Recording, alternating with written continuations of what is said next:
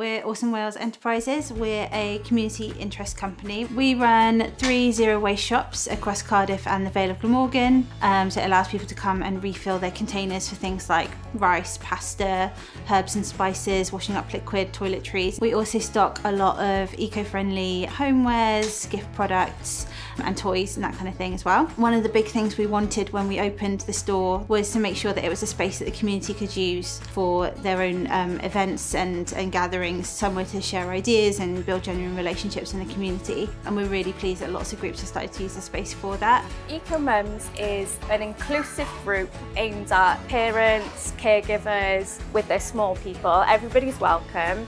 A lot of us use cloth nappies, breastfeeding and baby wearing as tools. There wasn't any support around before I started this group, so we were so keen when this opportunity came to Awesome and we could have a group here weekly to give that support back to the community. Through the EU funds, through the European Regional Development Fund, we had a loan and a matched grant that allowed us to put together all the setup costs for the shop here in Barry. We literally couldn't have afforded to do it without it. It makes us feel really proud when people come back to us, you know, week in, week out. They trust us to be their community hub. They trust us to be their local shop. We do a lot with the community. We've had a knitting group in that we've joined that's been really nice and helpful. It helps people get out of the house that don't normally have things to do. And it's also lovely to sort of see our community grow.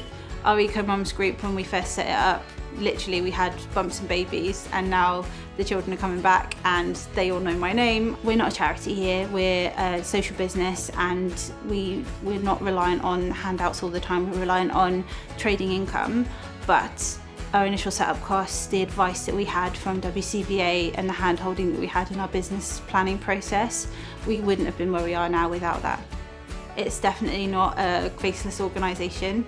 We're very much part of our community. People know our names, I know the names of my customers. It's lovely to be part of that and sort of be delivering a really positive project in the town that we live in.